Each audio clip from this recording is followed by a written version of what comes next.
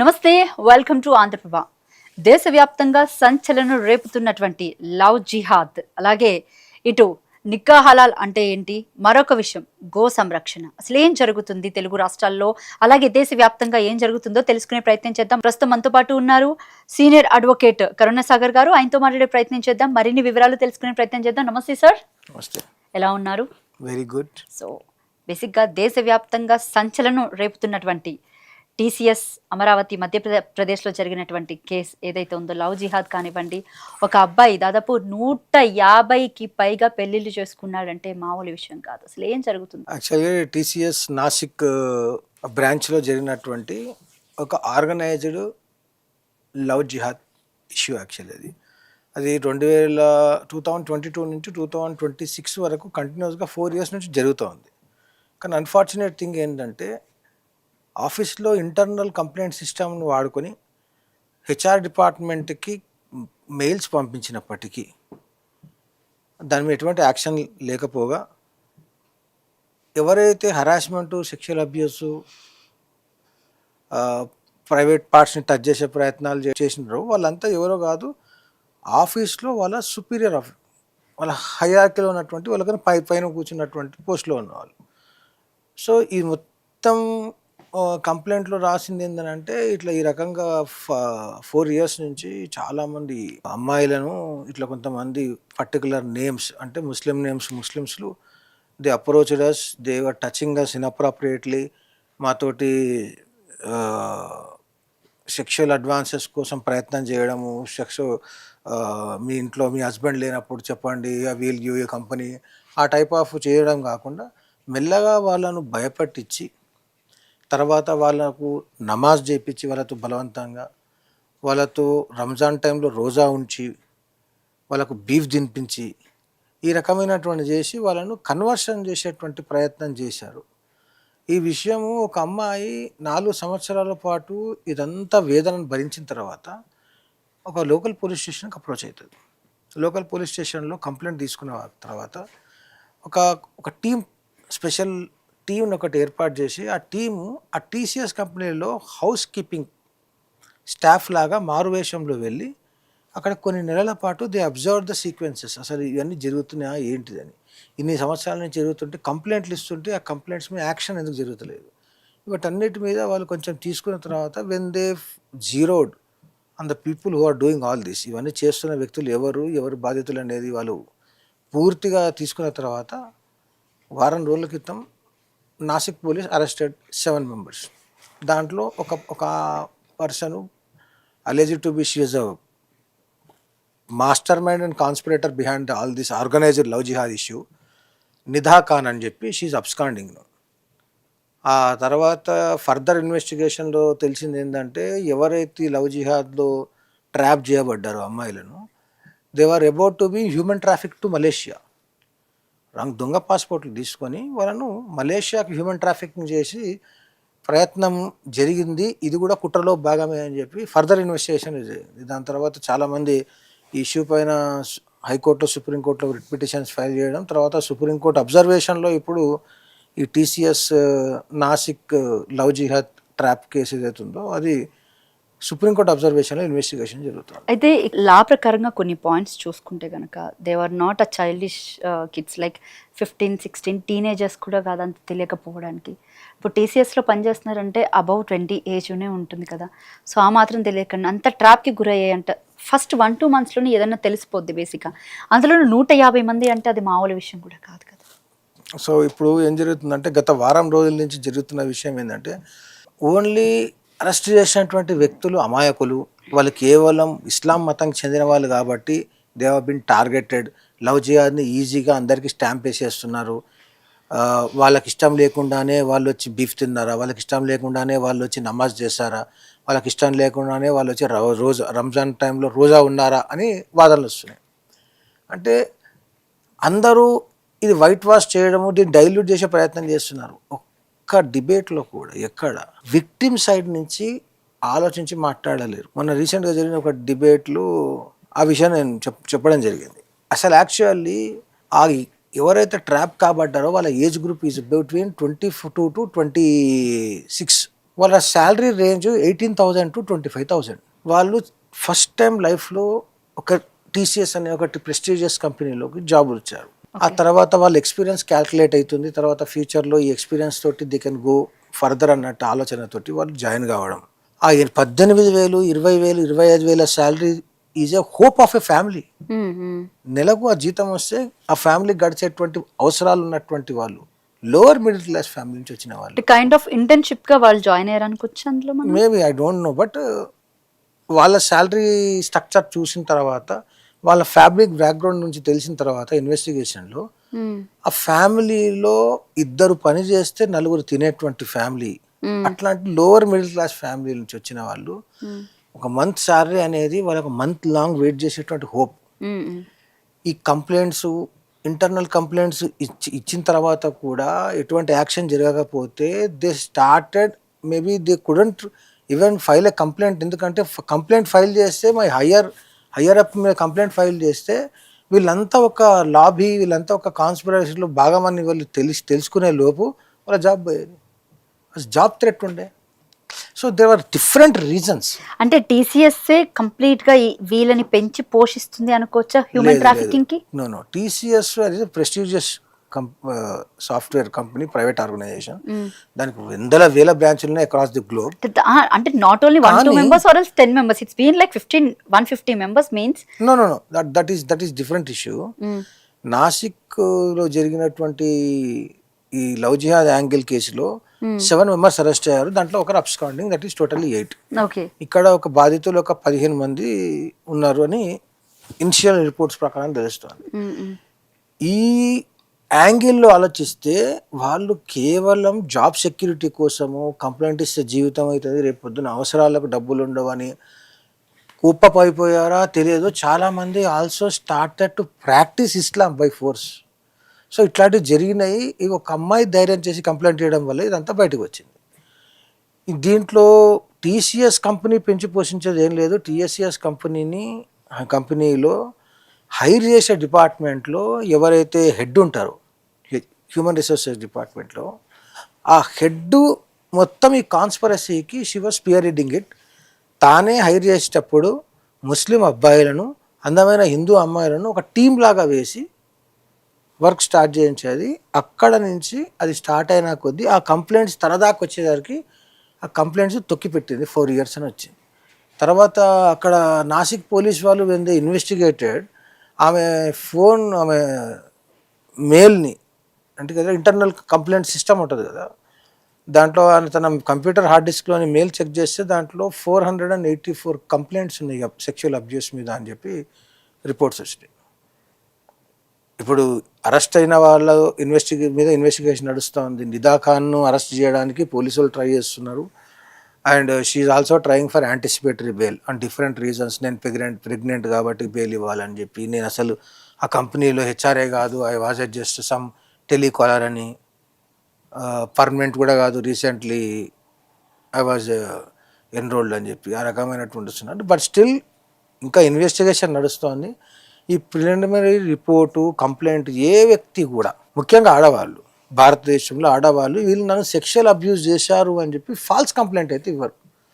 ఒక మధ్యతరగతి మహిళలు ఒక 18,000 to 25,000 జీతం తీసుకొని ఒక టీసీఎస్ లాంటి కంపెనీలో పనిచేసేవారు కంప్లైంట్ ఇవ్వరు, ఫ్రివలెస్ కంప్లైంట్ ఇవ్వరు. దాన్ని సపోర్ట్ చేసుకుంటే కంటిన్యూస్గా ఇంకో 5-10 కంప్లైంట్స్ రావు. కాబట్టి ఇప్పుడు ఇనిషియల్ రిపోర్ట్స్లో ఇన్ఫర్మేషన్ ఇది. తర్వాత ఇన్వెస్టిగేషన్ జరిగిన తర్వాత వీళ్ళందరినీ రిమాండ్ చేసి ఛార్జ్షీట్ ఫైల్ చేసిన తర్వాత అసలు విషయాలు బయటకు వస్తాయి. ఇంకా చాలా ఇన్వెస్టిగేషన్ చేయాల్సి ఉంటుంది. ఎలక్ట్రానిక్ ఎవిడెన్స్ని గ్యాదర్ చేయాలి, హ్యూమన్ ఎవిడెన్స్ని గ్యాదర్ చేయాలి. ఇవన్నీ చేసిన తర్వాత they will connect the dots. ఆ మలేషియా యాంగిల్ ఏంటిది, మలేషియాలో ఏ మౌల్వీతోటి వీళ్ళు దే యూజ్ టు చాట్. ఇప్పుడు వీళ్ళని తీసుకొని పోయిన తర్వాత what they wanted to do with them, వీళ్ళని తీసుకుపోయి మలేషియాలో ఏం చేద్దామని, అమ్మేస్తారా, హ్యూమన్ బాంబులు తయారు చేస్తారా, లేకపోతే రెడ్ లైట్ ఏరియాలు అమ్మేస్తారా, ఇదంతా యాంగిల్లో ఇన్వెస్టిగేషన్ చేసిన తర్వాత ఆ మొత్తం ఛార్జ్షీట్లోకి వచ్చిన తర్వాత మనకు నిజాలు తెలుస్తాయి. కానీ అంతవరకు అయితే this can be seen as a purely love jihad in a organised manner in software company. North states ఒకటే కాదు, ఈ లవ్ జిహాద్ కి బేసిక్ గా తెలుగు స్టేట్స్ లో కూడా బాగా అమ్మాయిలు ఎఫెక్ట్ అవుతున్నట్టున్నారు. రీసెంట్ గా ఇటు హైదరాబాద్ కుకట్పల్లిలో కూడా ఒక అమ్మాయి ప్రెస్ మీట్ పెట్టడం కూడా అది జరిగింది. మా కొలీగ్ అడ్వకేటే he dealt with that matter.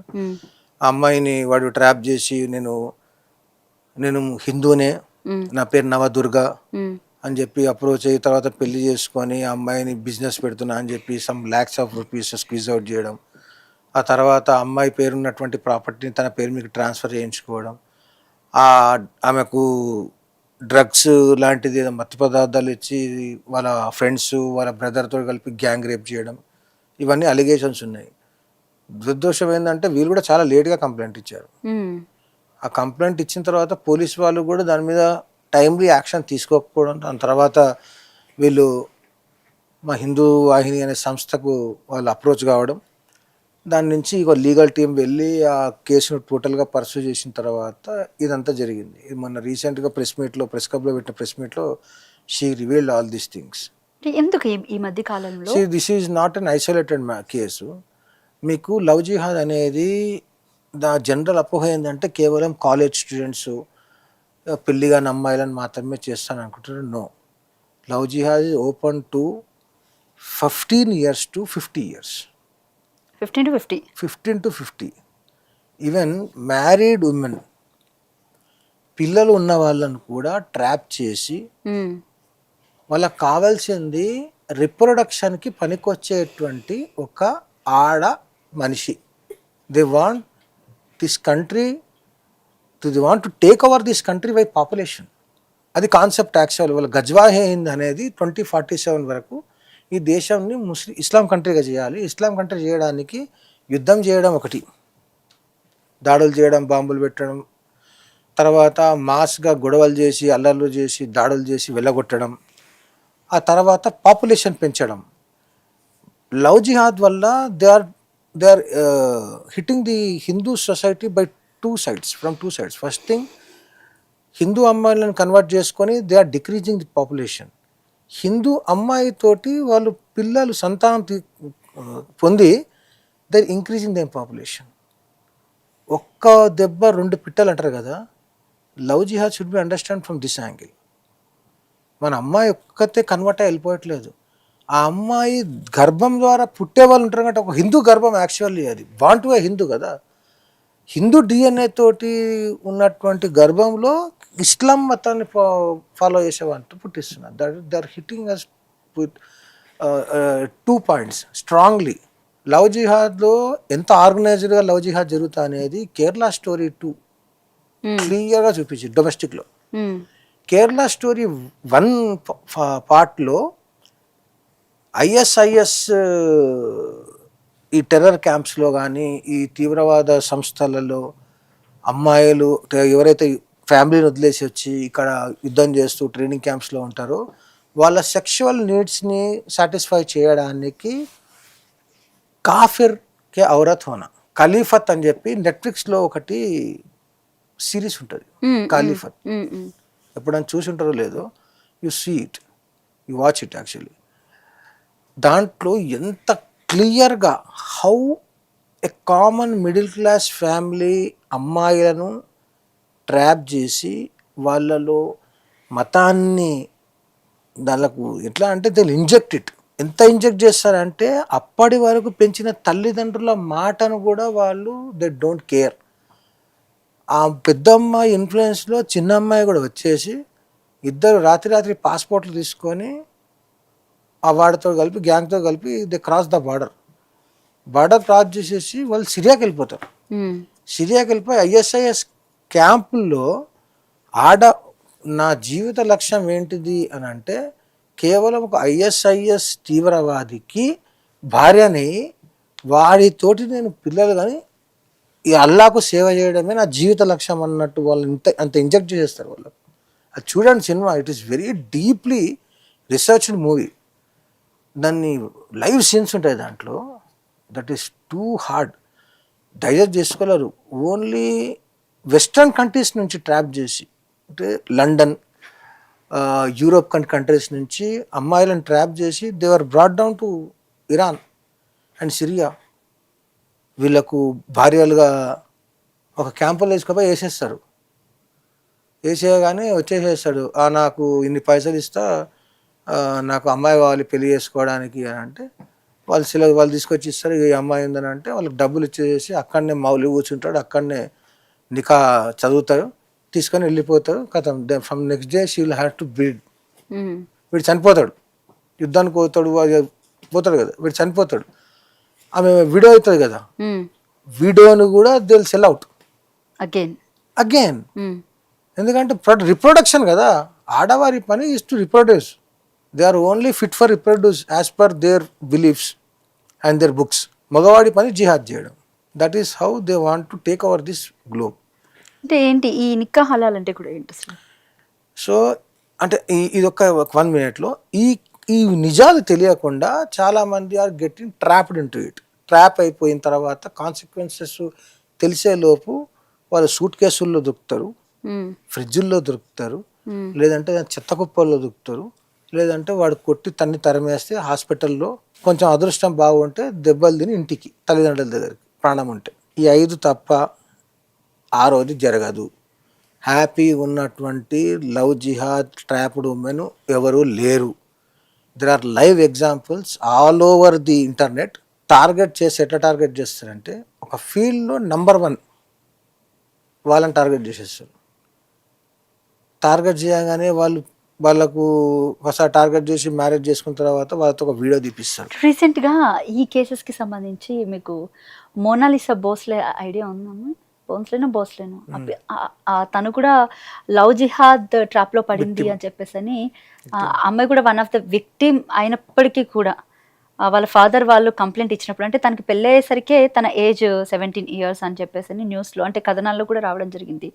But threat ఉంది అని చెప్పేసి ఈ మధ్య కాలంలో తను కనబడకుండా కూడా ఉన్నటువంటి అంశాలు కనబడుతున్నాయి. నిజంగా అది లవ్ జిహాద్ అనుకోవచ్చు లేకపోతే ఏమనుకోవచ్చు అమ్మాయి కేసులో? Love is different thing, love jihad is different thing. ఇద్దరు ఇష్టపడి పెళ్లి చేసుకోవడం లవ్. ఆడవారు ఒక ఇష్టపడి మగవాడు ఆడవాళ్ళని ఇష్టపడేటట్టు చేసుకొని ఒకసారి పెళ్ళైన తర్వాత, ఇప్పుడు లవ్ అంటే నీకు కుల మతాలు ఉండద్దు, భాషా భేదాలు ఉండద్దు, ఆహారపు అలవాట్ల విషయంలో నీకు భేదాలు ఉండద్దు. You have to adjust yourself. That is love కదా, that is beyond all these things కదా. నువ్వు వేసుకునే బట్టల గురించి, నీవు తిరిగేటువంటి దాని గురించి కాదు. Only your pure heart. ఇక సినిమా పాటలు, డ్యూయట్లు, రొమాన్స్లు ఉంటాయి కదా, వాటిని చూసి లవ్ చేసుకున్నానంటే ఇవన్నీ beyond all these things, materialistic things కదా. కానీ ఇక్కడ ఏముంటుందంటే నా లక్ష్యం నిన్ను లవ్ జిహాద్ పేరు మీద ట్రాప్ చేయడం, పెళ్లి చేసుకోవడం, కన్వర్ట్ చేయడం, పెళ్లి చేసుకోవడం. దాని తర్వాత నీ పని ఏడుంటుంది ఇంట్లోనే 4 గోడలలో. You can't even peep out of the house. తొంగి కూడా చూడలేవు వితౌట్ పర్మిషన్. గాలి వెలుతురు చొరబడలేని ప్లేసెస్ లో పెడతారు. మోనాలిసా విషయంలో అది లవ్ జిహాద్ అనుకోవచ్చా, మరి ఏమనుకోవచ్చు? అంటే ఇంకా పూర్తి స్థాయిలో ఏది అనేది తెలియట్లేదు కదా. లవ్ జిహాద్ అనేది మ్యాగ్నిఫైయింగ్ గ్లాస్ పెట్టి వెతుకుతూ దొరికేది అవసరం లేదు, మైక్రోస్కోప్లో చూడాల్సిన అవసరం లేదు. పైనుంచి వాటర్ అంతా నార్మల్గా ఉండి magnifying glass. Love jihad can be seen everywhere. ఇప్పుడు పెళ్లి చేసుకునే వాడి లక్ష్యం నేను మతం మార్చడమే అయినప్పుడు దాంట్లో లవ్ లేదు, జిహాద్ ఒకటే ఉంది. జిహాద్ ఒకటే ఉంది. కానీ నేను లవ్ పేరు మీద జిహాద్ చేపిస్తుంది కాబట్టి లవ్ జిహాద్ అయింది అంతే. సింప్లీ అన్కండిషనల్గా ఉండేటువంటి లవ్ ఉండదు ఆడ. మీ దగ్గర కండిషన్ ఉంటుంది. ఆ కండిషన్ ఏంటంటే ఆప్ అల్లాకో మాన్నా, నువ్వు అల్లాను నమ్మాలి, మీ దేవుళ్ళను వదిలేసి రావాలి. ఇది నా కండిషనల్లో. నువ్వు అన్కండిషనల్గా నువ్వు రమ్మంటే ఎక్కడికైనా వచ్చేస్తా, మేరా అబ్దుల్ అలగ్ హే అని చెప్పి లివ్ ఇన్ రిలేషన్షిప్లో పోయినటువంటి అమ్మాయి ఢిల్లీలో, ఆమె తర్వాత ఆమె తల మొండేమంతా వేరు చేసి ఫ్రిడ్జ్లో పెట్టేసేసేవాడు. I'm not getting the names. ఒక అమ్మాయి మేరా అబ్దుల్ అలగ్ హే అని చెప్పి పోయింది. తర్వాత శరీరం ముక్కలుగా దొరికింది. అది చాలా సంచలనమైనటువంటి case. I'm unable to remember that names actually. Right. అయితే ఇదంతా ఒక ఎత్తు అయితే ఎందుకు ఈ మధ్య కాలంలో భారతదేశ వ్యాప్తంగా కూడా ఈ కేసులు ఎక్కువగా బయటపడుతుంది? ఇది వరకు అంటే గత 15 ఏళ్ళుగా చూసుకుంటే ఇలాంటివి ఎప్పుడు బయటికి రాలేదు. ఈ లవ్ జిహాద్ అని కానివ్వండి, లేకపోతే ఈ హిందూయిజం గురించి కానివ్వండి, RSS అని ఈ మధ్య కాలంలో ఇవి ఎక్కువగా స్ప్రెడ్ అవుతున్నట్టు అయితే కనబడుతున్నాయి. మీరేం చెప్తారు ఈ మాటకి? See, 15 years back, media never used to discuss about these things. 15 సంవత్సరాల క్రితం ఆర్ఎస్ఎస్ గురించి కానీ, హిందుత్వ గురించి కానీ, ధర్మం గురించి, దేశం గురించి, గుళ్ళ గురించి, దేవాలయాల్లో పూజల గురించి, లవ్ జిహాద్ గురించి, హిందూ విక్టిమైజేషన్ గురించి, హిందువుల మీద దాడుల గురించి media never use to discuss. గత 3-4 ఏళ్ల నుంచి ఇది ఎక్కువగా 15 కనబడుతుంది. అది వరకు కూడా సంవత్సరాల లేదు. తర్వాత media started to pick this issues, discuss చేయడం వల్ల మీకు కనిపిస్తుంది విజిబుల్లీ. అదర్వైజ్ ఇవన్నీ చాలా రోజుల నుంచి వస్తూ ఉన్నాయి. బాలీవుడ్లో స్టార్ట్ అయింది లవ్ జిహాద్ ఫస్ట్. అమీర్ ఖాన్ పెళ్లి చేసుకుంటాడు కిరణ్ రావునే, షారుఖ్ ఖాన్ గౌరీ ఖాన్ పెళ్లి చేసుకుంటాడు, మన్సూర్ అలీ పటోడి షర్మిలా ట్యాగోర్ని పెళ్లి చేసుకుంటాడు. వీళ్ళందరినీ ఆదర్శంగా తీసుకున్నటువంటి ఈ అమ్మాయిలు ఉంటారు కదా, కావాలంటే మతం మారైనా సరే మనము వాళ్ళను ప్రేరణ తీసుకుంటారు. అందుకే షారుఖ్ ఖాన్ గౌరీ ఖాన్ ని పెళ్లి చేసుకుంటే ఎక్కడైనా కూడా తన పేరు మారిందా చెప్పండి? గౌరీ ఖాన్ కాలేదా? ఖాన్ ఒక్కటే ఆడింది, ఖాన్ మరి ఇంటి గౌరీ పేరా? అనేది అయితే ఉంది ఖాన్ కదా. ఇంటి పేరు కాదు కదా, ఉమ్, గౌరీ ఉండాల్సి ఉండే, ఖాన్ ఎందుకు అయింది ఉమ్. కదా? నీకు అంత ప్రేమ ఉంటే షారుఖ్ గౌరీ అని పెట్టుకోవాల్సి ఉండే. ప్రేమ వన్ సైడ్ ఉండద్దు కదా. ఇస్లాంలో అవన్నీ లేవు కదా, భర్త ఇంటి పేరు భార్యకు రావాలి అవన్నీ లేవు కదా. భార్య పేరు పెట్టుకోవాల్సి ఉండే, ఎందుకు గౌరీ ఖాన్ పెట్టినావు? నువ్వు ఎందుకు షారుఖ్ గౌరీకి గాలే? ఇవన్నీ this were all prevalent from last 2-3 decades. BJP strategy లాగే ఉంది. బీజేపీ పార్టీ వాళ్ళు నెక్స్ట్ ఎలక్షన్స్ లో గెలవాలంటే హిందుత్వాన్ని ఎక్కువగా చేసి ఆ హిందూ భావాజాలాలని జనంలోకి ఎక్కించాలి అని ఈ రకంగా, అంటే చాలా మంది ఈ వే ఆఫ్ థింకింగ్ కూడా ఆలోచిస్తున్నారు ఈ మధ్య కాలంలో. వాళ్ళకి చెప్పండి, 500 సంవత్సరాల నుంచి అపరిష్కృతంగా ఉన్నటువంటి అయోధ్య రామ్ మందిర్ ఇష్యూని సాల్వ్ చేసి సుప్రీంకోర్టు ద్వారా దాన్ని జడ్జిమెంట్ వచ్చిన తర్వాత 2 సంవత్సరాల వ్యవధిలో భవ్య అయోధ్య రామ్ మందిర్ కట్టింది ఎవరు? భారతీయ జనతా పార్టీ ప్రభుత్వం, యోగి ఆదిత్యనాథ్ ప్రభుత్వం. దాన్ని ఇనాగ్రేషన్ చేసింది ఆర్ఎస్ఎస్ఏ కదా. 2024 ఎలక్షన్స్ జనవరిలో మీకు అయోధ్య రామ్ మందిర్ ఇనాగ్రేషన్ అయింది. ప్రపంచవ్యాప్తంగా అందరు సంబరాలు చేసుకున్నారు. అవును. అదే సంవత్సరం మేలో ఎలక్షన్స్ అయినాయి. మేలో. అంతకన్నా ముందు భవ్య రామ్ మందిర్ నిర్మాణం చేసేటప్పుడు 303 సీట్లు ఉన్న బీజేపీ అదే సంవత్సరం జస్ట్ 4 months తర్వాత అయిన ఎలక్షన్స్లో అబ్సల్యూట్ మెజారిటీ తగ్గింది. హిందుత్వాన్ని ఫ్లేరప్ చేసి హిందుత్వాన్ని ఓట్ బ్యాంక్గా మార్చుకునే ప్రయత్నము చేయలేదంటలేను, కానీ దానివల్ల భారతీయ జనతా పార్టీ అధికారంగా లబ్ధి పొందిందంటే ఒప్పుకోరా? Hindu was always with BJP. 1992 నుంచి హిందూ వాజ్ విత్ బీజేపీ. కానీ కొంతమంది సెక్యులర్ ముసుగులో గవర్నమెంట్ ఎక్కడ ఉంటే అక్కడ ఉండి తమ స్వార్థ లాభాల కోసం పనిచేసే వాళ్ళు మాత్రం పొలిటికల్గా పవర్లో ఉన్నటువంటి వాళ్ళ దగ్గరికి వెళ్ళారు. కానీ otherwise Hindu was with BJP. Otherwise Ramjanmabhoomi movement తర్వాత బీజేపీ 2 సీట్ల నుంచి 80 సీట్లకు ఎట్లా వచ్చింది? హిందూ ఓట్ అది. నరేంద్ర మోడీ వచ్చిన తర్వాత he has shown the development, clean governance, responsible government ఇవన్నీ చూశాడు. కాబట్టి హిందూ ఓటుతో పాటు భారతీయులందరూ నరేంద్ర మోడీ వైపు మొగ్గు చూపారు. కాబట్టి is getting elected since last 3 times. ఏపీలో మీకు ఆకివీడు తెలిసే ఉంటుంది, రామాలయం గురించి. ఈ మధ్య కాలంలో RRR అంటే రఘురామకృష్ణరాజు గారు అక్కడ ఎలా అయినా సరే టెంపుల్ కట్టిస్తానని చెప్పేసి అని ఇలా చాలా అంటే మొండిగా కూర్చున్నటువంటి వ్యక్తి, మీకు తెలిసే ఉంటారు. దాని గురించి చెప్పాలంటే ఏం చెప్తారు మీరు? నాకు అంత లేదు. ఈ వాజ్ ఫస్ట్ ఎంపీ, వైఎస్ఆర్సీపీ నుంచి ఎంపీ ఉండే. అవును. తర్వాత విభేదించి బయటికి రావడము, ఇప్పుడు జగన్ గవర్నమెంట్ లో తనని ఏదో అక్రమ కేసుల్లో అరెస్ట్ చేసి తనను 3rd degree ప్రయోగించడం, తర్వాత సెంట్రల్ గవర్నమెంట్ కి ఆయన పార్టీకి రిజైన్ చేసినా అని సభ్యత్వాన్ని నుంచి రద్దు కాలేదు. బీజేపీ అప్పుడున్నటువంటి గవర్నమెంట్ ఆయనకు సపోర్ట్ చేయడం, ఆయనకు set category, white category security ఇవ్వడం, పర్సనాలిటీ వైట్ మేబీ అది ఎందుకంటే థ్రెట్ ఉందని చెప్పేసి ఇవ్వడం జరిగింది. ఇదంతా తెలుసు. కానీ ఆ సంఘటన ఎస్సీస్ కన్వర్టెడ్ ఎస్సీస్ మధ్యలో జరిగినటువంటి ఇష్యూ. ఈ మధ్యలో కూడా సుప్రీంకోర్టు ఒక జడ్జిమెంట్ ఇచ్చింది. క్రిస్టియన్గా కన్వర్ట్ అయినటువంటి ఎస్సీస్ ఇంకా ఎస్సీ రిజర్వేషన్ బేస్ మీద లబ్ధి పొందుతున్న వాళ్ళు వర్ నాట్ ఒరిజినల్ క్రిస్టియన్స్ అని చెప్పి అంబేద్కర్ ఎక్కడో అన్నాడని చెప్పి కోట్ చేస్తూ, once you have renounced your religion automatically you renounce your caste. అంతే కదా, నువ్వు హిందువు కాబట్టి నువ్వు ఎస్సీ అయినావు, నువ్వు ముస్లిం అయిన ఉంటే ఎస్సీ ఎందుకు అవుతుంటే ముస్లిం అవుతుంటుంది, నువ్వు క్రిస్టియన్ అయిన ఉంటే ఎస్సీ ఎందుకంటే క్రిస్టియన్ అవుతుంటుంది. When you have renounce the religion, నాకు ఈ ధర్మం మీద ఈ దేవతల మీద నాకు నమ్మకం లేదు, నేను యేసుక్రీస్తుని నమ్ముకుంటున్నా అని చెప్పేసి నువ్వు క్రిస్టియానిటీలోకి వెళ్ళిపోయినావు బ్యాప్టైజ్ అయిపోయి. Then why you still claim SC reservation? ఆ రిజర్వేషన్ ఈ రకంగా అన్చెక్డ్గా converted Christians, converted SC Christians ఆ ఎస్సీ స్టేటస్ని ఇంకా అనుభవించిన కారణంగా రియల్గా ఈ ధర్మంలోనే ఉండి ఎన్ని ఆపదలు వచ్చినా, ఎన్ని అవంతరాలు వచ్చినా, ఎన్ని ఇబ్బందులు వచ్చినా ఇంకా ఈ ధర్మంలోనే ఉండి ఎస్సీలుగానే గుర్తింపబడుతున్న వాళ్ళకు రిజర్వేషన్ దెబ్బతింటుంది. అంటే ఒకటి చెప్పండి, ఇక్కడ బేసిక్గా వాళ్ళకి ఇష్టం లేని మతంలో ఉండి ఎస్సీ అంటే రిజర్వేషన్స్ కోసం ఇష్టం లేని మతానికి మారడం కూడా కరెక్ట్ కాదేమో కదా.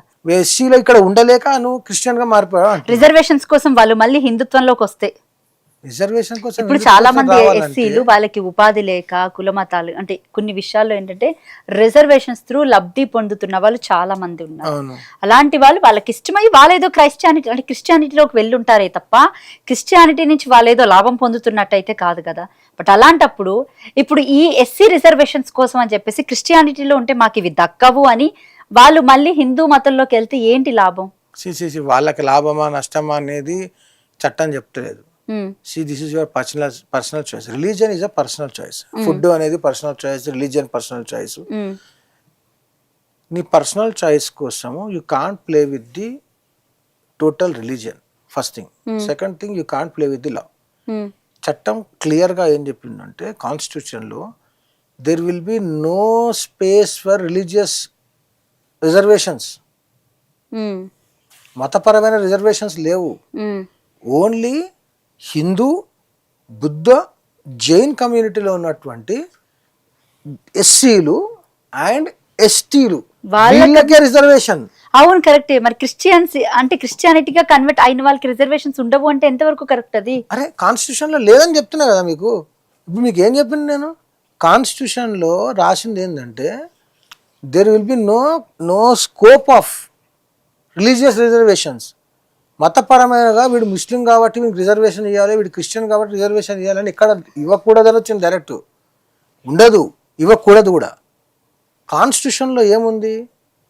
SC belonging to Hindu, Sikh and Jain, ఈ మూడు మతాల్లో ఉన్నటువంటి ఎస్సీలకు మరియు ఎస్టీలకు మాత్రమే రిజర్వేషన్ ఉంది. ఈ ఎస్టీలలో నార్త్ ఈస్ట్లో చాలా తెగలు ఉన్నాయి. ఇక్కడ కూడా వివిధ ప్రాంతాల్లో తెగలు, ఎస్టీలలో తెగలు ఉన్నాయి. వీళ్ళకు ఎస్టీగా ఉన్న వాళ్ళకు రిజర్వేషను, హిందూ, బౌద్ధ జైన ధర్మాల్లో ఉన్నటువంటి ఎస్సీలకి మాత్రమే రిజర్వేషన్ అన్నది. నువ్వు ఎస్సీగా ఉండి క్రిస్టియన్ కన్వర్ట్ అయినావు, కాన్స్టిట్యూషన్ ప్రకారము నీకు వర్తిస్తుందా? సుప్రీంకోర్టు అదే చెప్పింది కదా. ఎవరైతే ఇక్కడ ఎస్సీలుగా మారిన వాళ్ళకు కూడా క్రిస్టియన్స్గా మారినటువంటి ఎస్సీలకు కూడా ఎస్సీ స్టేటస్ ఇవ్వాలి అని కొట్లాడుతున్నారో they are totally against constitution directly. ఇప్పుడు అంటే ఇన్ని రోజులు లేని కాన్స్టిట్యూషన్ ఇప్పుడు ఎందుకు ఎలాగా కొత్తగా తెర మీదకి తీసుకొచ్చింది? కొత్తగా తెర మీద తీసుకురాలేదు, అది డిస్కషన్. అదే చెప్తున్నాను, కాన్స్టిట్యూషన్ ఈ రోజు రాలే కదా. 1950 26 జనవరి నుంచి constitution is prevailing on this country. కానీ ఈ డిస్కషన్ ఇప్పుడు ఎందుకు వచ్చిందనంటే హిందూ సొసైటీలో ఎంత డివిజన్ తేవాలనో అంత డివిజన్ తీసుకొచ్చేసే పొలిటికల్ పార్టీస్. అది హిందువుల్లో ఐక్యత లేక రెడ్డి కమ్యూనిటీని రెడ్డి చేసేసింది, బీసీలను బీసీ చేసింది, బీసీలో కూడా సబ్ క్యాస్ట్ డివిజన్ చేసింది, ఎస్సీలను చేసింది, ఎస్టీలను చేసింది, డివిజన్ చేసేసింది. చేశాక ఇక్కడి నుంచి కూడా లాభం సరిపోక ఇప్పుడు కన్వర్ట్ అయిపోయిన ఎస్సీలకు కూడా ఎస్సీ స్టేటస్ ఇవ్వాలని చెప్పి పోరాటం స్టార్ట్ చేశారు. ఈ వైఎస్ రాజశేఖర రెడ్డి గవర్నమెంట్లో, తర్వాత వచ్చిన జగన్ గవర్నమెంట్లో ర్యాంప్యాట్ క్రిస్టియన్ కన్వర్షన్స్ జరిగినాయి దళితవాడలలో. ఆ దళితవాడలో జరిగినటువంటి క్రిస్టియన్ కన్వర్షన్ ఓటర్స్ని అట్రాక్ట్ చేయడానికి చేస్తున్నటువంటి ఒక political statement. Otherwise it is impossible. అది డైరెక్ట్ కాన్స్టిట్యూషన్కి వ్యతిరేకంగా ఉంటుంది. అది వాళ్ళకు కూడా తెలుసు. అది సుప్రీంకోర్టు డిస్కషన్లో చెప్పింది. రైట్. అసలు గో సంరక్షణ అంటే ఏంటి? అంటే మీరే వెళ్తారు, మీరే గోవుల్ని రక్షిస్తారు, మీరే మళ్ళీ తీసుకొస్తారు, మీరే వాళ్ళ మీద కేసులు పెడతారు, మీరు కూడా కేసులు పెట్టించుకుంటారు. అసలు గో సంరక్షణ అంటే ఏంటి మీ దృష్టిలో చెప్పండి. గో సంరక్షణ అంటే there are 2 ways to do గో సంరక్షణ. One, activism.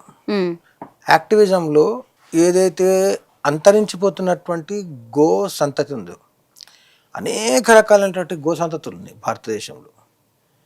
ఇప్పుడు గుజరాత్ పోతే గిర్ చాలా ఫేమస్, మన ఆంధ్రప్రదేశ్కి వస్తే ఒంగోలు, ఇట్లా రకరకాల, మన పిఠాపురం పోతే వాటిని ఏమంటారు, చాలా షార్ట్గా ఉంటాయి అవి. అట్లా రకరకాల గో సంతతులు ఉన్నాయి. కొన్ని అంతరించిపోయినాయి, కొన్ని అంతరించిపోవడానికి the verge of being extinct అవుతున్నాయి. వీటిని కాపాడుకోవాలనే ఒక ఉద్దేశంతో కొంతమంది గ్రౌండ్ లెవెల్లో పనిచేసేటువంటి ఫోర్సెస్ ఎక్కడైనా ఆవును తీసుకుపోతుంటే ఆపడం, అది ఆపిన తర్వాత వాటిని రక్షించడం, పాండ్స్, పూలింగ్ పాండ్ తీసుకెళ్ళి వాటిని గోశాలకు తీసుకెళ్ళడము, ఇట్లాంటి పనులు చేస్తున్నారు. అది కాకుండా నేను మొన్న ఈ మధ్యలో 3-4 హిందూ ధర్మ సభలకు వెళ్ళాను. RSS 100 years జరుపుకునే సందర్భంగా దేశంలో ఉన్నటువంటి ప్రతి బస్తీలో హిందూ ధర్మ సమ్మేళనాలు జరుగుతున్నాయి. దాంట్లో నాకు మెయిన్ స్పీకర్గా పోయినా. నేను అక్కడ పోయినప్పుడు అక్కడ ఉన్నటువంటి ఆడవారికి, నేను మెయిన్గా ఆడవారిని టార్గెట్ చేసే చెప్పాను. ఎందుకనంటే మగవారు బయటికి తిరుగుతుంటారు, వాట్సాప్లో they share information all thing.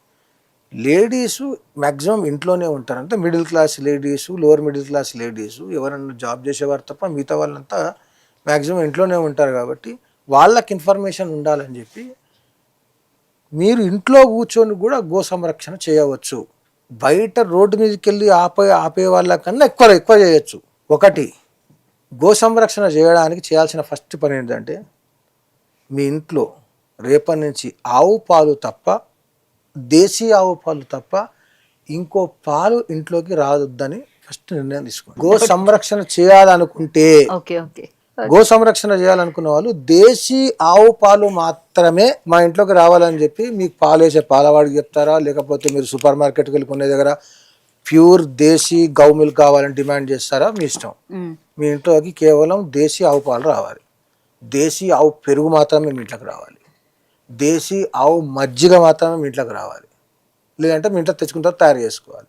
దేశీ ఆవు నెయ్యి మాత్రమే మీ ఇంట్లోకి రావాలి. బట్ బర్రె నెయ్యి బాగుంటుందని అంటారు. అది బర్రె సంరక్షించే వాళ్ళ గురించి మాట్లాడుతున్నారు, నేను గోవు సంరక్షించే వాళ్ళ గురించి మాట్లాడుతున్నాను. నెయ్యి మాత్రమే, ఆవు నెయ్యి మాత్రమే రావాలి. ఇంట్లో టాయిలెట్ క్లీనర్స్ కానీ, ఫ్లోర్ క్లీనర్స్ కానీ దేశీ ఆవు మూత్రంతో తయారు చేసినటువంటి ఫినాయిల్స్, టాయిలెట్ క్లీనర్స్ దొరుకుతాయి, వాటిని వాడండి. దేశీ ఆవు గోమయం పేడతో తయారు చేసినటువంటి అగరబత్తులు వాడండి, ధూప్ స్టిక్స్ వాడండి. దేశీ గోమయంతో తయారు చేసినటువంటి సబ్బులు ఉంటాయి. దేశీ ఇప్పుడు కొత్తగా రీసెర్చ్ చేశారు, గో సంరక్షణ సమితి వాళ్ళు ఒక రీసెర్చ్ సెంటర్ పెట్టారు. దాంట్లో దేశీ ఆవు పేడతో తయారు చేసిన మొమెంటోస్ తయారు చేశారు.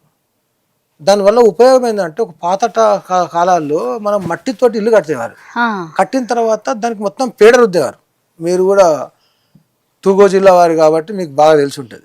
పేడతో కలాపి వేస్తారు, పేడతో కలాపి వేసిన గోడకు మొత్తం పేడను రుద్దేవారు. పిడకలు కొట్టడము రుద్దేవారు. కొన్ని ఊర్లలో పేడను కూడా రుద్దేస్తారు, లోపట బయట మొత్తం రుద్దేవారు. ఎందుకు రుద్దేవారు అంటే, ఇట్స్ న్యాచురల్ కూలెంట్. సమ్మర్లో కూలెంట్, వింటర్లో natural heat generator. First thing. Second thing, ఇది మస్కిటో రిపెలెంట్, యాంటీ బ్యాక్టీరియల్. ఆ చుద్దున్న చుట్టుపక్కల ప్రాంతాల్లో బ్యాక్టీరియా రాదు. యాంటీ టాక్సిన్, టాక్సిన్స్ ఏమన్నా చుట్టూ ఉంటే అది అబ్జర్వ్ చేసేసుకుంటుంది. దానికి ఉన్న గుణాలు అవి. కాబట్టి వాడు పేడ రాసుకున్నారు. మనకు సైన్స్ ఎక్కువ తెలిసి ఎక్కువ చదివేసుకొని ఆవు నువ్వు తీసి బయటేసాము, ఆ పేడని దగ్గర రానియకుండా. ఈ రోజు దురదృష్టం ఏంటంటే, సంక్రాంతికి ముగ్గులు వేయాలంటే ఆవు పేడతోటి సాన్ పంట, తెలంగాణలో మీరు కలాపి అంటారు. కలాపి చేయాల్సినటువంటి ఈ తెలుగు నేల మీద, భారతదేశంలో, హిందూ దేశంలో ఆవు పేడ కలర్ దొరుకుతుంది. అది తీసుకొచ్చి బకెట్లో 4 చుక్కలు వేస్తే ఆ మొత్తం కలాపే కలర్ అవుతుంది. అది చల్లుకొని దాని మీద ముగ్గులు వేస్తున్నారు. ఏ దేశంలో అయితే పాడి పంటలతో విలసిల్లిందో, ఏ దేశంలో మనుషుల జనాభాకు 4 రెట్ల ఆవుల జనాభా ఉండేదో, ఏ దేశంలో పాలతో స్నానం చేసేవారో ఆ దేశంలో ఆవు పేడతో కలాప చల్లకుండా ఒరిజినల్ సైన్స్ని మర్చిపోయి చదువు ఎక్కువయ్యి విజ్ఞానం పేరు మీద అజ్ఞానం ఎక్కువయ్యి ఆవు పేడ కలర్లో ఉన్నటువంటి కలర్ తీసుకొచ్చి బకెట్ నీళ్ళలో చల్లుకొని ముగ్గులు వేస్తున్నారు. ముగ్గు దేంతో వేస్తున్నారు? సున్నం పౌడర్ తోటి. ముగ్గు దేంతో వేసేవారు మనవారు? ముగ్గు పిండి కాదు అది, బియ్యంని రుబ్బి దాన్ని పౌడర్ లాగా చేసి ముగ్గేసేవారు. ఎందుకు? చీమలకు పిట్టలకు ఆహారంగా. చల్లేవారు కాదు, ముగ్గు బియ్యాన్ని పట్టి దాన్ని ముగ్గులా పోసేవారు. అది చల్లడం ఎందుకు అని చెప్పి, అది బ్యూటిఫుల్గా ఉండాలని చెప్పి ముగ్గులు ఇన్వెంట్ చేశారు. అర్థమైందా మీకు? ఏదో ఆ చీమలకు సింపమంటే ఇట్లా చల్లేసినాం అనుకో, దాంట్లో ఆర్ట్ ఏముంటుంది? దాన్ని బ్యూటిఫుల్ తయారు చేయాలి కాబట్టి ముగ్గులు తయారు. 4 చుక్కల ముగ్గు, 16 చుక్కల ముగ్గు, 32, ఇదంతా ఆర్ట్ ఇన్వెంట్ చేశారు అవసరాని కోసం, బ్యూటిఫుల్గా కనిపించాలని. మనం కాస్మెటిక్స్ ఇన్వెంట్ చేసాం కదా ఈ మధ్యలో, దాన్ని ఏమంటారు, సిరమ్స్ ఇంకేమో వచ్చాయిగా, కన్ను రెప్ప మీద ఉన్న ఎంట్రికలకు, ఇక్కడ ఉన్నటువంటి ఐబ్రోస్కి, ఇవన్నీ రకరకాలు వచ్చాయి కదా. ఆ టైంలో ఇంటిని అందంగా నువ్వు చూయించుకోవడానికి ఆవు పేడ, దానిపైన జాజు రుద్దేవారు కదా ఇట్లా, దాని ఇట్లా స్టెప్స్కి. ఎందుకు? అది డిజైన్తో పాటు యాంటీ బ్యాక్టీరియల్, యాంటీ టాక్సిన్, ఇవన్నీ సైన్స్. ఇప్పుడు మీరు బాడీకి సంబంధించి అదే ఇంట్లో అగరబత్తి ధూప్ స్టిక్ కూడా అది వాడండి, సోప్స్ కూడా మీరు వాడతారు అట్లాంటివి? మా ఇంట్లో మొత్తం ఆవు పాలే, ఆవు నెయ్యి, ఆవు పెరుగు, ఆవు నెయ్యి. మా ఇంట్లో ఆవు పాలు వస్తాయి కాబట్టి దాంతో పెరుగు అవుతుంది, దాంతో మజ్జిగ అవుతుంది, దాంట్లో నుంచే మేము మీగడ తీసి దాని తర్వాత మా ఇంట్లోనే నెయ్యి తయారు చేసుకుంటాం. ఒకటి. రెండవది, ఆవు గోమయంతో తయారు చేసేటువంటి అది ఉంటుంది కదా, ధూప్ స్టిక్సే వాడతాం మా ఇంట్లో. రక్షణ వరకు ఓకే, అంటే మీరు ఎలా కాపాడాలో బాగానే చెప్పారు. ఇది ఇప్పుడు చెప్పిన ఇదంతా చేస్తే గోవు ఎట్లా సంరక్షించబడుతుంది అనేది మీరు క్వశ్చన్ చేయాలి. నేను అదే అంటున్నా, ఎట్లా కాపాడబడుతుంది అంటే ఇది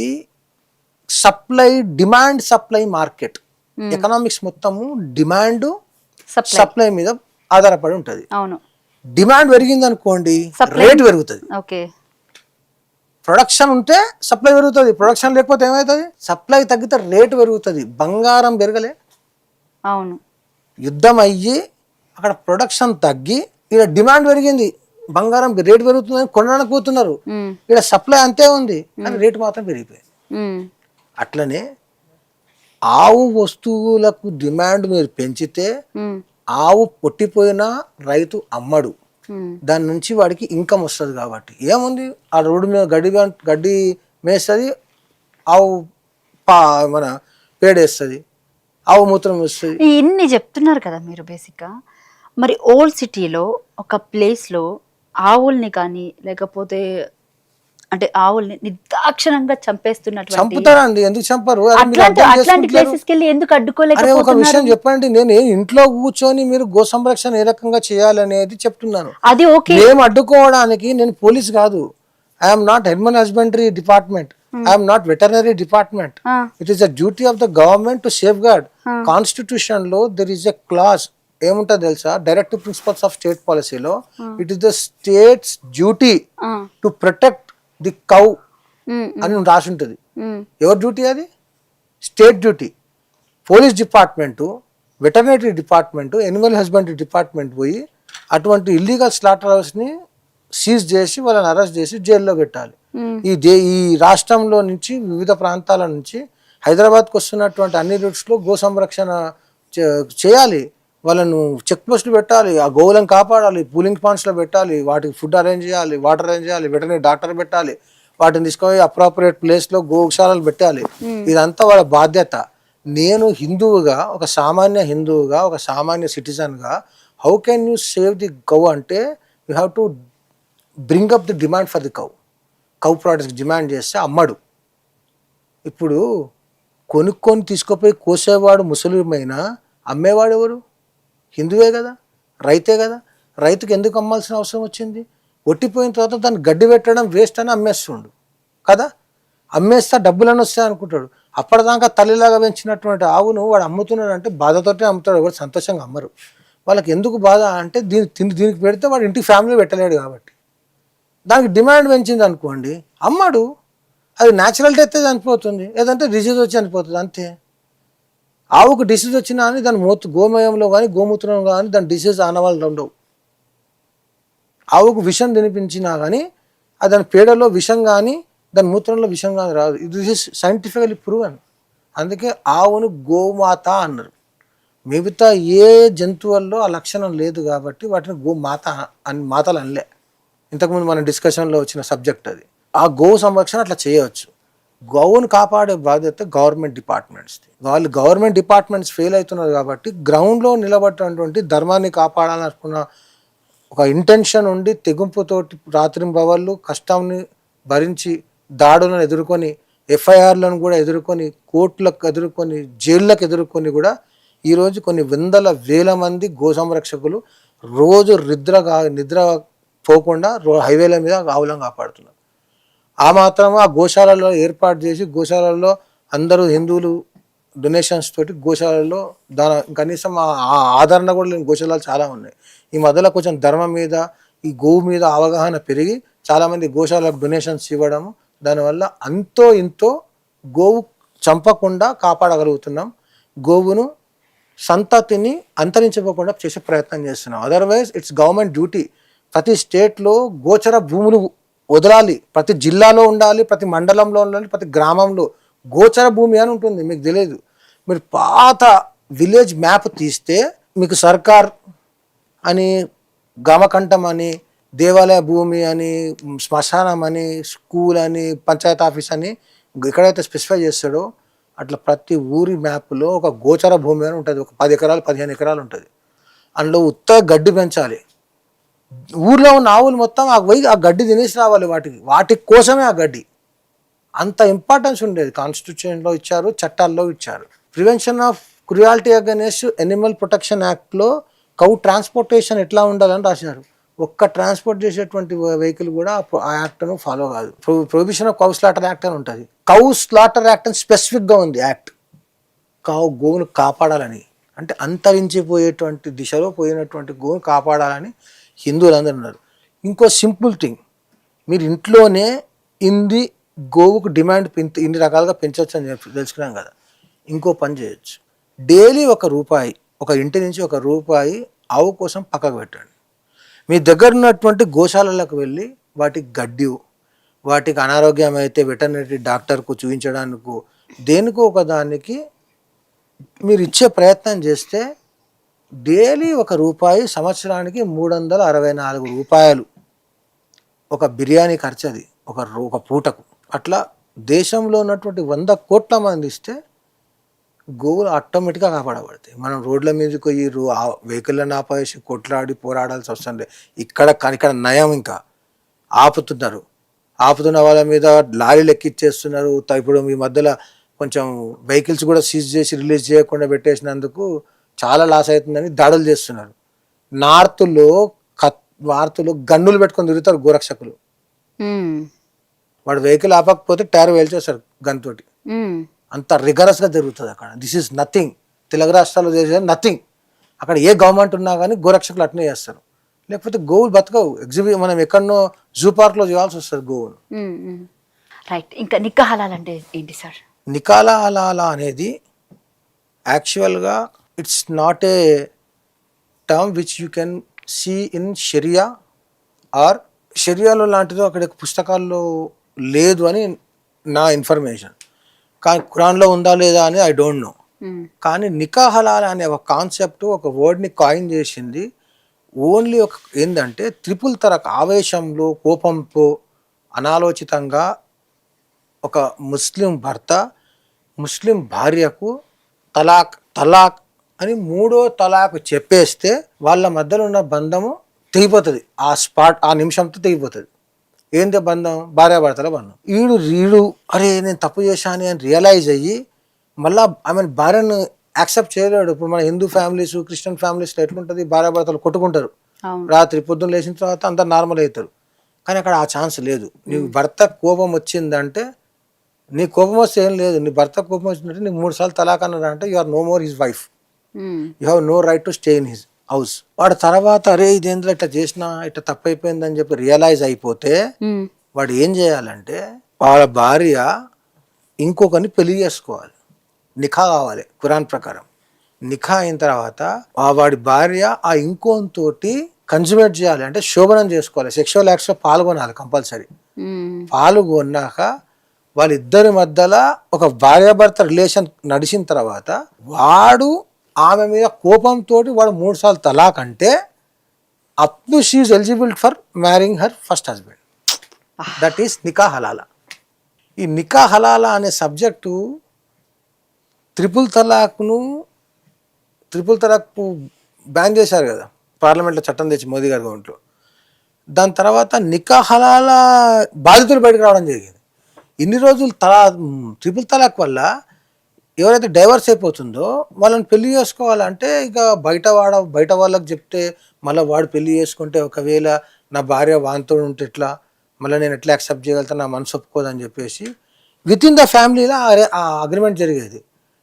అయితే తమ్మంతో ఇచ్చి పెళ్లి చేసేవారు, అయితే అన్నతో ఇచ్చి పెళ్లి చేసేవారు, లేకుంటే తండ్రికి ఇచ్చి పెళ్లి చేసేవారు. ఆ తర్వాత వాడు డైవర్స్ ఇచ్చేస్తే మళ్ళీ వీళ్ళు పెళ్లి చేసుకొని ఉండేవారు. అదే నీచ సంస్కృతి అసలు ఎక్కడ చెప్తున్నా వినండి, ఇంకా మీరు ఏం వినలేదు.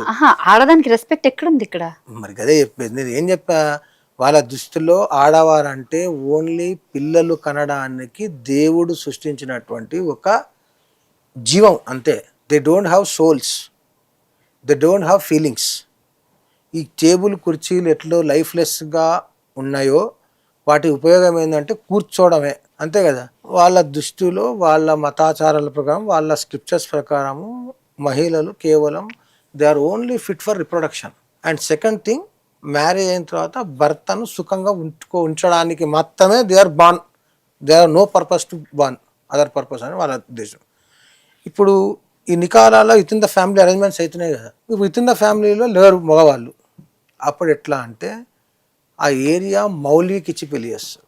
మౌలి అంటే వాళ్ళ మత గురువు, గడ్డలు పెంచుకొని టోపీ పెట్టుకొని ఇప్పుడు ఇట్లా చేతిలో పట్టుకొని తిరుగుతుంటారు. వాళ్ళు పెళ్లిళ్ళు చేపిస్తుంటారు, నికా చదివిస్తుంటారు, తలాక్ వాళ్ళే చదివిస్తుంటారు. వాళ్ళు మన దాంట్లో పంతుల టైప్, పూజారి గురూజీ ఆ టైప్. వాళ్ళ దాంట్లో మౌల్వీస్ అని ఉంటారు. మౌల్వీలకు ఇచ్చి పెళ్లి చేస్తారు.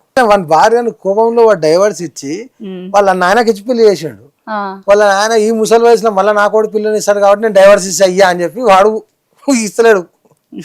వీడు వంతో కొట్లాడుతాడు. This is reported. అది నికాలాలంటే అది. ఈ మౌల్వీలు ఏం చేస్తారంటే వాళ్ళు కూడా డైవర్స్ ఇస్తలేరు కాబట్టి మీకు నికా హలాలా వెబ్సైట్ ఉంటాయి, మ్యాట్రిమనీ వెబ్సైట్స్ ఉంటాయి. మ్యాట్రిమనీ వెబ్సైట్స్ మీకు Reddy matrimony.com, కాపూర్ matrimony.com, Hindu matrimony.com ఉంటుంది కదా. ఇట్లా నికా హలాలా మ్యాట్రిమోనీ వెబ్సైట్స్ ఉంటాయి. దాంట్లో ఈయనకు మొన్ననే వాళ్ళ భార్యకు డైవర్స్ ఇచ్చిండు, వీళ్ళ భర్త డైవర్స్ ఇచ్చింది కాబట్టి ఈమెను పెళ్లి చేసుకొని 2 రోజులు సంసారం చేసి మళ్ళీ డైవర్స్ ఇచ్చేవాళ్ళు కావాలి అని అంటే వీళ్ళు చూసుకుంటారు. మరి నేను పెళ్లి చేసుకొని డైవర్స్ ఇవ్వాలంటే 2 రోజులకు నాకు ఎంత ఇస్తారు అంటే వాళ్ళు 50,000 ఇస్తారు. అయితే ఇట్లా ఇప్పుడు ఇది వచ్చింది. ఇంతకుముందు ఏం జరిగేది తెలుసా, మౌలీలు కూర్చుంటారు వాడు 1 ప్లేస్లో.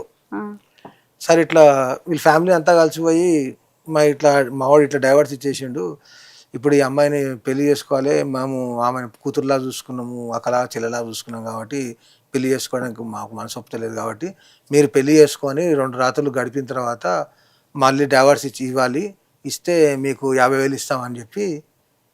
అయితే వీళ్ళు బిజినెస్ స్టార్ట్ చేసేది. ఇక వీడు ఏం లేదు, నిత పెళ్లి కొడుకు వీడు కూర్చొని ఉంటాడు. ఎవడన్నా ఇంట గొడవ అయిందంటే వీనికి పండగ, డబ్బులు వస్తాయి, పెళ్ళి అవుతుంది. ఇది నికా హలాలా, యునో దట్ ఈస్ నికా హలాలా.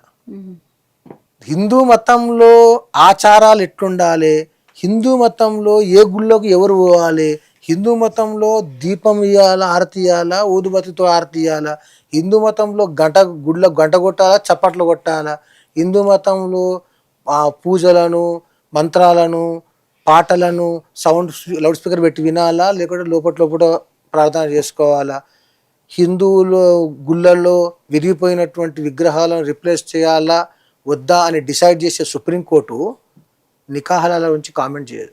ఎందుకు? What is the reason? You are asking a wrong person. మీరు సుప్రీంకోర్టు జడ్జిని అడగాలి పోయి. అంటే సి బేసిక్గా బీయింగ్ అన్ అడ్వకేట్ మీకు అంటే it is very easy to comment on Hindu religion, Hindus, Hindu deities, Hindu festivals, Hindu culture, Hindu way of your doing worshipping. It is very easy to comment, but you can't dare even to comment on a most heinous and most uncivilised culture in Islam. ఎంత చండాలంగా ఉంది మీరు చెప్పేది కూడా నాకు వింటుంటే. మరి అలాంటి ఒక సంస్కృతికి బాట వేసినప్పుడు ఓకే, సుప్రీంకోర్టు ఇంత కూడా మాట్లాడదు అని అంటే అలాంటి రీజన్స్ అంటే అలాంటి కేసెస్ వచ్చినప్పుడు మరి సుప్రీంకోర్టు ఏం డెసిషన్ తీసుకుంటది? ఆడదానికి రెస్పెక్ట్ లేని ఒక లైఫ్. అసలు నీకు సంగతి తెలుసా అండి, అసలు ప్రపంచంలో ఏ దేశంలో కూడా ఒక్కో మతానికి ఒక్కో చట్టం లేదు. ప్రతి అన్ని దేశాల్లో ఒకటే చట్టం ఉంటుంది. వాడు ఏ మతం వాడైనా, ఏ స్టేట్ వాడైనా, ఏ భాష వాడైనా, వాడు మెక్సికన్ కానీ, కొలంబియన్ కానీ, వాడు లాటిన్ కానీ, వాడు నేటివ్ అమెరికన్ కానీ ఎవడ రెడ్ ఇండియన్ కానీ ఎవడైనా కానీ వాడికి ఒకటే చట్టం. దరిద్రం ఇండియాలో ఏంటంటే ముస్లింలకో చట్టం ఉంటుంది, హిందువులకో చట్టం ఉంటుంది, క్రిస్టియన్లకో చట్టం ఉంటుంది. ఏమో దాన్ని సెక్యులర్ చట్టాలు అంటారు. కమ్యూనల్ చట్టాలు ఉంటాయి, అందరికి ఒకటే చట్టం, అది కమ్యూనల్ చట్టం. సో ఇండియన్ పీనల్ కోడ్, ఇప్పుడేమో భారతీయ న్యాయ సంహిత బిఎన్ఎస్. వాడు ముస్లిం అయినా, క్రిస్టియన్ అయినా, హిందూ అయినా, పార్సీ, సిక్, జైన్, బుద్ధిస్ట్ ఎవడైనా మర్డర్ చేస్తే వాడికి ఒకటే అరెస్టు, వానికి ఒకటే కేసు, ఒకటే జైలు. కొట్లాడినా ఏదైనా సరే. CrPC criminal procedure code, CPC civil procedure code అందరికి సమానమే. ఇప్పుడు బిఎన్ఎస్ఎస్, సిపిసి అమెండ్ కాలేదు, అట్లే ఉంది. మతానికి ఒక చట్టం ఏం తెలుసా? Hindu marriage act, Muslim marriage act, క్రిస్టియన్లకేమో స్పెషల్ మ్యారేజ్ యాక్ట్. మ్యారేజ్ యాక్ట్స్లో governs marriage, divorce, adoption, guardianship and inheritance. Property తండ్రి నుంచి వస్తుందా, తల్లి నుంచి వస్తుందా, తల్లి ఆస్తి వరకు అవుతుంది, తండ్రి ఆస్తి వరకు అవుతుంది అనేది, పెళ్ళి ఎట్లా చేసుకోవాలి, ఏ ప్రకారం చేసుకుంటారు చట్టము, పెళ్ళి చేసుకున్న తర్వాత రిజిస్ట్రేషన్ ఏ చట్ట ప్రకారం చేసుకోవాలి, డైవర్స్ ఏ చట్ట ప్రకారం తీసుకోవాలి, మెయింటెనెన్స్ ఏ చట్ట ప్రకారం తీసుకోవాలి, తర్వాత అడాప్షన్ దత్తత తీసుకోవడం. ఇది ఈ పర్సనల్ లాస్ చెప్తాయి. అంటే ఈ Hindu marriage act, Muslim marriage act, special marriage act. దేశంలో ఎవరికి కూడా ఒక మతానికి ఒక చట్టం లేదు, కేవలం ఇండియాకు మాత్రమే ఉంది. అదే యూనిఫామ్ సివిల్ కోడ్ తీసుకొచ్చి సివిల్ చట్టాలు ఏవైతే ఉన్నాయో, marriage, divorce, adoption, maintenance, inheritance ని గవర్న్ చేసే చట్టాలన్నిటికీ ఒకటే చట్టం తేవాలని యూనిఫామ్ సివిల్ కోడ్ తెస్తా అని ప్రయత్నం చేస్తే సుప్రీంకోర్టులో కూడా 10 సార్లు లా కమిషన్ కి యూనిఫామ్ సివిల్ కోడ్ తీసుకురావాలని చెప్పినప్పటికీ, కాన్స్టిట్యూషన్ లోనే యూనిఫామ్ సివిల్ కోడ్ తీసుకురావాలని రాసున్నప్పటికీ బాబాసాహెబ్ అంబేద్కర్ ఇమీడియట్ గా యూనిఫామ్ సివిల్ కోడ్ తేకపోతే ఈ దేశాన్ని విడగొట్టకుండా ఎవరు ఆపలేరని చెప్పాడు. ఇంతమంది చెప్పిన యూనిఫామ్ సివిల్ కోడ్ను 75 సంవత్సరాలు అయిన స్వతంత్ర భారతదేశంలో మనం తేలేకపోయాం. ఎందుకు అంటే ముస్లింల యొక్క పర్సనల్ లాస్ దెబ్బతింటాయి, దానివల్ల వాళ్ళు హట్ అవుతారు.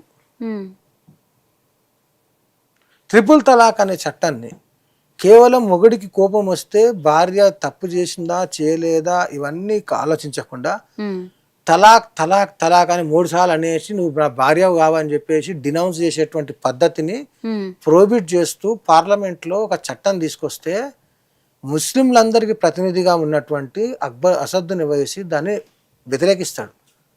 ఇది మా ఆచారం, మా కోపం వస్తే మేము డైవర్స్ ఇచ్చేస్తాం, మళ్ళీ నికాలాలా చేసుకొని మళ్ళీ పెళ్లి చేసుకుంటాం, మీరు డైవర్స్ ఇస్తే మళ్ళీ పెళ్లి చేసుకోరు, మా దగ్గర ఇంత మంచి ఆచారం ఉంది అంటాడు. పెళ్లి చేసుకుంటాం, కోపం వస్తే డైవర్స్ ఇస్తాం, మళ్ళీ అమ్మాయిని పెళ్లి చేసుకోవాలని ఉంటే వేరేకి పెళ్లి చేసి వానితో సంసారం చేపించి వానితో డైవర్స్ ఇప్పించి మళ్ళీ పెళ్లి చేసుకుంటాం. మా దగ్గర ఈ సౌలభ్యం ఉంది, ఏదో ఆ పూట కోపం వస్తుంది అంతే. మీ దాంట్లో కొట్లాడితే డైవర్స్ ఇస్తాం, మళ్ళీ జీవితంతో మొహం కూడా చూసుకోరు అన్నట్టు అని త్రిపుల్ తలాక్ యాక్ట్ను వ్యతిరేకించింది. వీళ్ళందరూ ముస్లిం మహిళలకు శ్రేయోభిలాషుల, వాళ్ళ టార్చ్ బేరర్సా, లేకపోతే ముస్లిం మహిళలకు ద్రోహుల? ఈ విషయాన్నే బయటకు చెప్తుంటే దే బ్రాండ్ యూ కమ్యూనల్. నేను ఏం చెప్పిన ఇప్పుడు, నికా హలాలా ఏంటిదనేది చెప్పిన.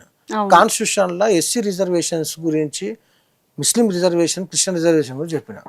బిఎన్ఎస్ఎస్ ఏంటిది, హిందూ పర్సనల్ లాస్ ఏంటివి, ముస్లిం పర్సనల్ లాస్ ఏంటివి అని చెప్పిన. కౌ ప్రొటెక్షన్ యాక్ట్ ఏం చెప్తున్నది, చట్టం ఏం చేయాలి కాన్స్టిట్యూషన్ ప్రకారము, మీరు ఇంట్లోనే కూర్చొని కౌ ప్రొటెక్షన్ ఎట్లా చేయాలో చెప్పిన. ఎవరి మీద దాడి చేయమని చెప్పిన, ఎవరి ఇంటికైనా మట పెట్టమని చెప్పిన లేదు. ఇది చెప్తే I'm branded as a communal, I'm branded as a Hindu phobic, I'm branded as a controversial. How? నిజం చెప్పడం తప్ప. ఇదే బాలాపూర్లో ధర్మరక్షా సభ పేరు మీద భారతదేశంలో వివిధ ప్రాంతాల్లో ఉంటున్న ఇల్లీగల్ బంగ్లాదేశీ రోహింగ్యాలను ఐడెంటిఫై చేసి, వెరిఫై చేసి, డిటైన్ చేసి, డిపోర్ట్ చేయమని చెప్పి డిమాండ్ చేస్తూ ఒక 10,000 మందితోటి భాగ్యనగర్ గణేశోత్సవ సమితి ఆధ్వర్యంలో హిందూ ధర్మరక్షా సభ పెడితే, దాంట్లో నేను కాన్స్టిట్యూషన్ ఆర్టికల్ 19(1)A ఏం చెప్తుంది, ఈ భారతదేశ పౌరులకే ఈ భారతదేశంలో ఉండేటువంటి హక్కు ఉన్నది, ఈ భారతదేశ పౌరులకే ఈ భారతదేశంలో ఎక్కడైనా స్థిర నివాసం ఏర్పరచుకునేటువంటి హక్కు ఉంది, ఈ భారతదేశ పౌరులకే ఈ భారతదేశంలో ఎక్కడికైనా తిరిగే హక్కు ఉన్నది, ఈ భారతదేశ పౌరులకే ఈ భారతదేశంలో ఎక్కడైనా వెళ్ళి తమ వృత్తి, వ్యాపారము, ఇంకేదన్నా పని చేసుకొని డబ్బులు సంపాదించుకునేటువంటి హక్కు ఉంది. ఈ బంగ్లాదేశీ రోహింగ్యాలు ఇల్లీగల్గా ఇక్కడ ఎటువంటి డాక్యుమెంటేషన్ లేకుండా వచ్చి భారతీయ పౌరసత్వం లేకుండా దేశమంతా తిరుగుతారు, దేశంలో ఇల్లులు కట్టుకుంటారు, దేశంలో బిజినెస్లు చేస్తారు. కాబట్టి ఇది భారతీయుల హక్కులను కొల్లగొట్టడం. కాబట్టి గవర్నమెంట్స్ వెంటనే స్పందించి వాళ్ళని ఐడెంటిఫై చేసి, వెరిఫై చేసి, డిటైన్ చేసి, డిపోర్ట్ చేయమని డిమాండ్ చేయమని చెప్తే నా మీద కేసు పెడతారు. ఎట్లయిపోయిందంటే ఇప్పుడు ఇల్లీగల్ బంగ్లాదేశీ గురించి మాట్లాడితే ముస్లిం వ్యతిరేకంగా మాట్లాడినట్టు అయిపోయింది. అట్లాంటి కేసులు ఐ డోంట్ కేర్. నా 24-20 సంవత్సరాల ప్రాక్టీస్లో I was seen thousands of cases. కొన్ని థౌజండ్స్ ఆఫ్ కేసెస్ చూసిన, నా థౌజండ్స్ ఆఫ్ కేసెస్లో కొన్ని థౌజండ్స్ ఆఫ్ పీపుల్ని అక్విట్ చేయించింది నేను, ధర్మం కోసం, దేశం కోసం పోట్లాడేవారు. ఇది నథింగ్. కానీ నేను ఏం చెప్తున్నా అంటే, ప్రభుత్వం, పోలీసుల దృష్టికోణం ఎట్లుంటుందంటే, if you are speaking against an illegal Bangladeshi, illegal Rohingya and against Pakistani, they presume that you are talking against Muslim. Muslim is a global identity. Muslim is a global identity. వాడు ఏ కంట్రీ వాడైనా ముస్లిం అంటే వాడు ఒకటే. మరి హిందూ విడిపోయి ఉన్నాడు. అది మన దురదృష్టం. Hindu is not a Hindu.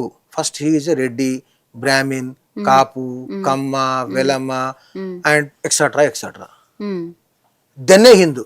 అందుకు ప్రకాష్ రాజ్ అనేటోడు కేరళ లిటరరీ ఫెస్టివల్లో కూర్చొని వాని ఒపీనియన్ షేర్ చేసేటప్పుడు సర్కాస్టిక్గా రామాయణాన్ని ట్విస్ట్ చేసి ఓన్ వర్షన్లో చెప్పిన, దేశం మొత్తంలో 100 కోట్ల మంది హిందువులు ఉంటే ఒకటే కేసు ఫైల్ అవుతుంది.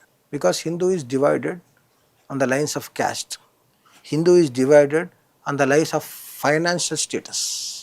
హిందూ ధర్మము చోరు కొట్లాడాలా అంటే పన్నెల నుండి కొట్లాడతారు రా.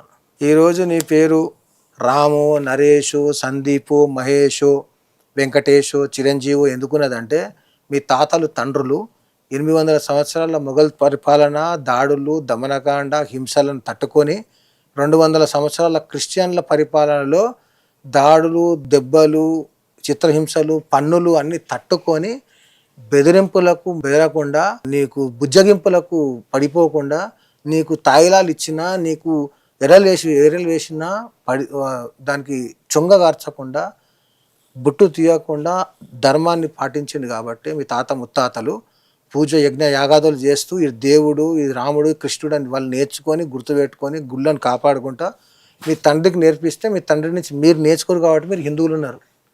If you are not being identified as Hindu, if you are not wearing the identities of an Hindu, you are not bettering yourself, you are bettering the sacrifices and the fight of your forefathers and your ancestors.